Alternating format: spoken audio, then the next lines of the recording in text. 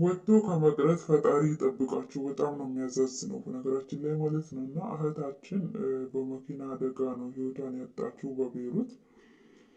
ሰውየው ከገደለ በኋላ እስር ቤት ገብቶ ነበረ ለወቅቱ ማለት ነው።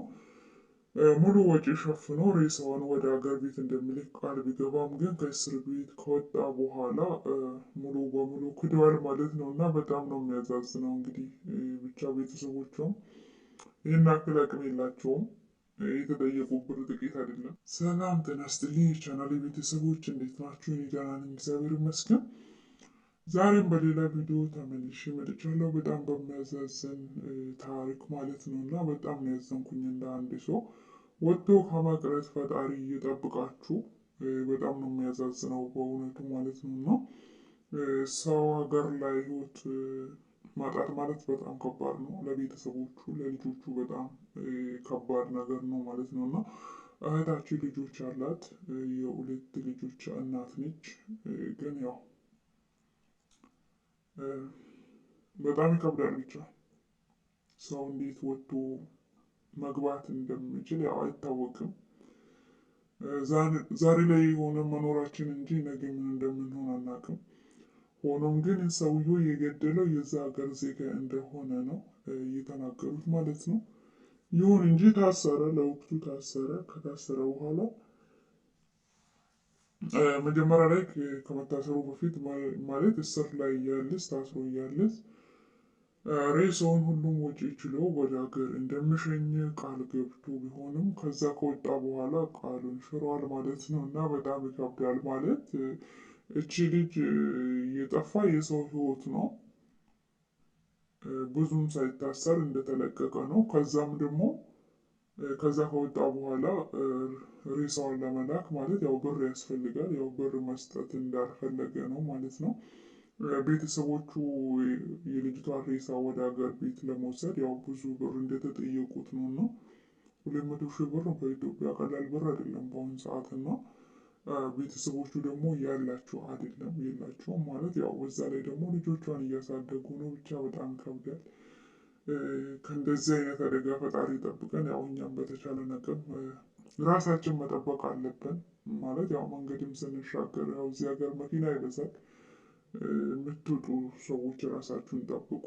እኛ ራሳችን ጠብቀን አንችልም። ብቻ ያው ፈጣሪ ይጠብቀን ለሁሉም ማለት ነው። እና ብቻ ይከብዳል ወጥቶ መቅረት ማለት ነው። እና ልጆቹ በጣም ነው የሚያሳዝኑት በነገራችን ላይ። እና ሲያለቅሱ በጣም ነው ያዘንኩኝ እኔ እንደ አንድ ሰው። እና እህታችን ፈጣሪ ነፍሷን ይማር። እንዲሁም ለቤተሰቦቿ ለጓደኞቿ ፈጣሪ መጽናናት ይስጣቸው ነው የምለው።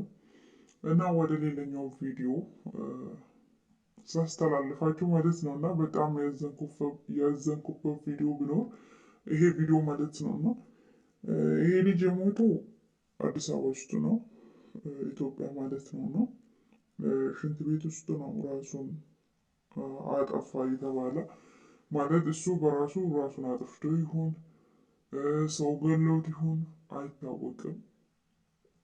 በጣም ይከብዳል ማለት ነው።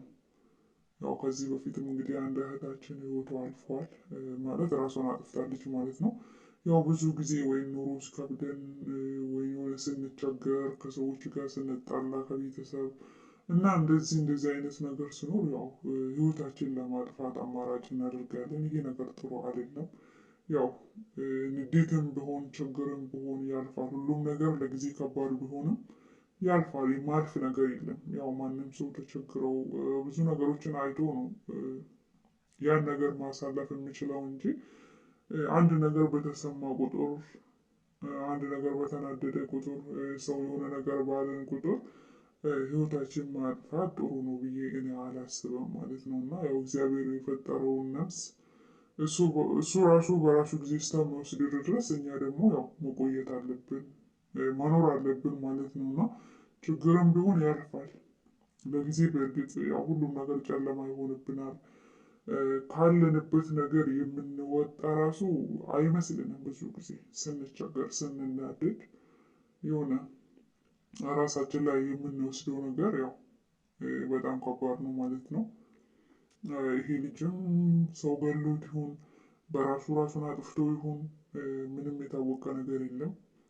ማለት መታወቂያ ምንም ነገር እንደሌለ ነው የተናገሩት ማለት ነው። እና ፎቶን ብቻ አንስቶ የለቀቁት። ያው መቼም መጨረሻው ያው መታወቂያ አይቀርም። ሰው ገሎም ከሆነ በራሱ ራሱን አጠፍቶም ከሆነ ያው ብቻ እና ከናፊ waan baay'ee nama gaddisiisudha jechuudha. Obboleettiin kun biyya Beeruutii keessattidha kan duute jechuudha.